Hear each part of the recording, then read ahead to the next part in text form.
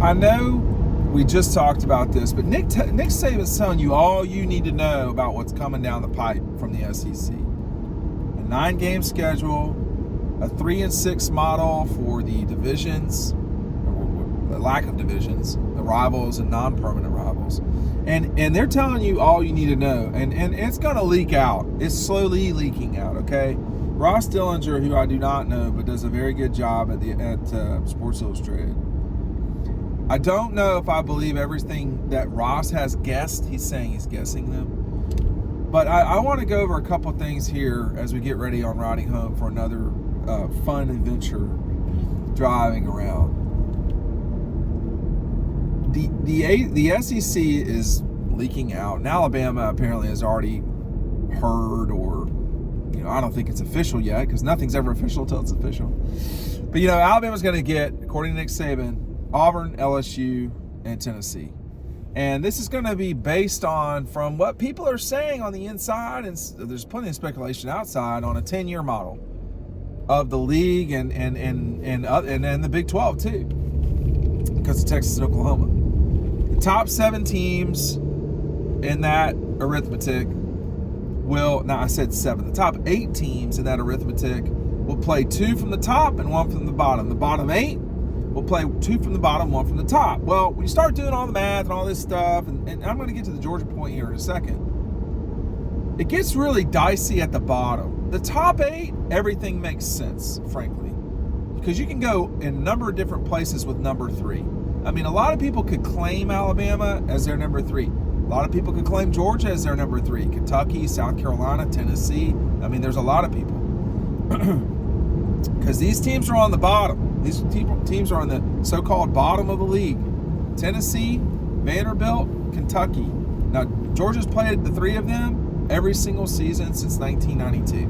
They did not play Vanderbilt in the COVID season. You could also make the argument that Georgia should play Ole Miss. I'm not going to do that. That's out the window. But when you look at what Ross has thrown together, you look at what people online have thrown together, you talk to people behind the scenes, and what it comes down to, and why I've evolved on this, is just looking at the math. What's going to happen here is that South Carolina is going to get screwed. All right? It's either going to be South Carolina or Kentucky. And it's easier to screw South Carolina than it is Kentucky. So stick with me here, okay? Tennessee and Kentucky not playing in sports is hard for me to believe. And I know a lot of Kentucky folks. I don't know a lot of Tennessee. But the Kentucky people, that Tennessee game is really special. They played over 100 years. They have played over 100 times. That game is going to get played. It's not going to get left out. Because if you're Tennessee, the 2 that you have to play, in my mind, are Kentucky and Alabama.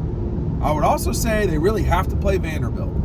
I don't know if they're going to get all 3 of those, but I think they probably are. All that leads me to this, okay? Because the bottom 8 of this SEC situation is a train wreck. Real quick, hey, all of these books behind me, they're getting mailed out to people who have purchased double dogs. That's about half of you who have already ordered. It's on the way. It's like this isn't even all the books. I've already gone to the post office a couple times. So make sure if you got the notification, it's on the way. If you have not gotten the notification, the books will be to you probably they'll get mailed to you in the next 10 days. It's a printer thing. It's just what it is. I'm not a large corporation, y'all. I can't just push a button and have thousands of books spit out. So this is a process. And that's why I've said late February, early March. But everybody's still getting confetti for now. We're going to run out of confetti, I'm sure. Order double dogs today. Now, all that said, here's why I think now. I thought it would be Kentucky, Georgia, as the 3rd permanent rival. Just as a review, these are the teams that will be playing one another. Okay? Auburn, Alabama, Auburn, LSU. We're pretty sure that at the top, that's who it's going to be. Georgia, they'll get the Gators and Auburn. That's the easiest one in the history of the world. LSU, we think the top ones for those will be Texas A&M and Alabama. We've already talked about Alabama. Oklahoma, it's going to be Texas. From the top, though, the question becomes for them, do they get the Gators or do they get Texas A&M? I think it's going to be the Gators, and I'll get into that in a second. For the Gators, we think it's going to be, like I said a second ago, Georgia and Oklahoma. Texas is going to be Oklahoma and Texas A&M. Now, that eats up all of Texas A&M's. That's why I think Florida and the Gators will play one another. The Gators and the Sooners will play.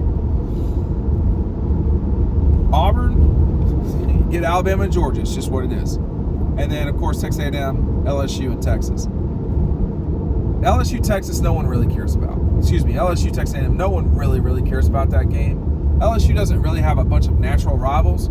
They don't want Florida anymore. The Florida Gators don't want them. I'm not sure I totally understand that, but whatever. Now is the most convenient time for those two to divorce, so they're going to be out. So instead of Florida playing LSU, which is a traditional SEC team, which is a team that they have played forever, they are now going to play the Oklahoma Sooners. Makes a lot of sense, guys. You're not even in the South anymore. I mean, not that Florida's the South. Believe me, I was just down there. It's like you may as well be in Mars if you're in Florida. But they're going to play the Oklahoma Sooners, and Oklahoma's going to have to go to Florida every other year. That's what's going to happen, because the top 8, they will all play one another twice. What is harder to know is the bottom. Who does Florida get for their third team? It could wind up being Vanderbilt. They played each other forever, because Tennessee's not going to have a spot. They took Alabama at the top. Georgia, their bottom, back to the Dogs, Georgia's bottom is probably going to be South Carolina, and here's why. The bottom, there are some natural rivalries. Mississippi State and Ole Miss, if you want to call. I saw someone texting or commenting on one of our videos not that long ago that Tennessee is one of Georgia's rivals. Listen, I'm not going to hear this shit anymore, okay? Georgia's got 3 rivals. I don't care what Georgia says about it. I don't care what anybody says about it. This is reality, okay? Georgia has 3 rivals. They have the Jackets, they have Auburn, and they have the Gators. That's it. Georgia and Kentucky are not rivals. Georgia and Tennessee are not rivals. Georgia and Vanderbilt are not rivals. Georgia and Alabama are not rivals. Georgia and Clemson are not rivals. They play some of those teams. Some of those teams are really big games. Georgia has 3 rivals. If it doesn't have a nickname, it's not a rivalry.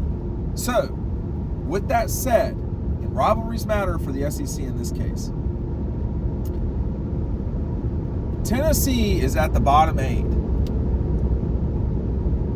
Also at the bottom 8 are Vanderbilt and Kentucky and South Carolina. Vanderbilt, Kentucky, Tennessee, they all have natural foes at the bottom. They have each other. Tennessee also has Alabama at the top. Tennessee's done. They're not getting Georgia. I don't know that they're going to get Florida, but we'll see. I kind of doubt it, though. But all that said, when you look around and you take a look at the clipboard, South Carolina doesn't have anybody. South Carolina is going to get screwed. So, I don't know who the bottom, if this is really the way we're going to do it, I don't see any other way to do it. South Carolina is going to have to eat 2 games. Right now, I don't know who those 2 games are. It might be Missouri and, it might be Tennessee. But I think what's going to happen is South Carolina, which borders exactly one SEC state, and I'm not making fun, I'm just saying what it is. I think Carolina's going to get jammed here.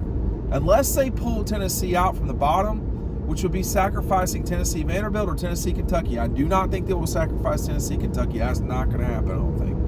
I think Kentucky's going to throw their hands up and scream and yell like crazy if they lose that Tennessee game. I bet that South Carolina understands the situation, and they'll say, you know what? Fine. Give us junk from the bottom, but you give us Georgia, and we won't say a word. And if Carolina gets Georgia, it solves some problems. Now, it doesn't solve a problem for Kentucky at the top. I bet that Kentucky will eat Vanderbilt. Will have Auburn, because there's no bottom for Auburn that is, Auburn, it's hard to match them up with someone at the bottom that in that one slot, because the one slot at the bottom is Missouri, Ohio, Ole Miss, Mississippi State, Tennessee. That would make sense, but Tennessee's too cluttered. South Carolina, Arkansas, Kentucky, and Vanderbilt. So there's no real natural tie for Auburn because their top two ties are so strong. They're tied with LSU. Those are really Auburn's three biggest games. You could say the Gators for Auburn. You could say the Gators. That would make a lot of sense to me because those two played forever too. But I think right now, Nick is telling you all you need to know. He's telling you all you need to know. We don't know all the details. I know I don't. But he's telling you all you need to know. And y'all, it's obvious they're going to 9 games.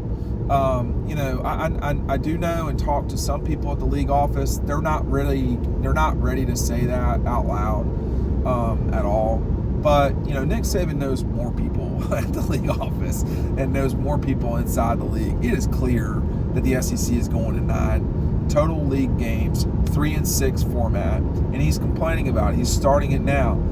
I can't tell if Georgia is Kentucky or South Carolina, but after just looking at the math and understanding Kentucky's situation with Tennessee, as I've always have, but after you see it on paper, they're not cutting that game out. It makes too much sense for Kentucky, Tennessee to match up, which opens up South Carolina,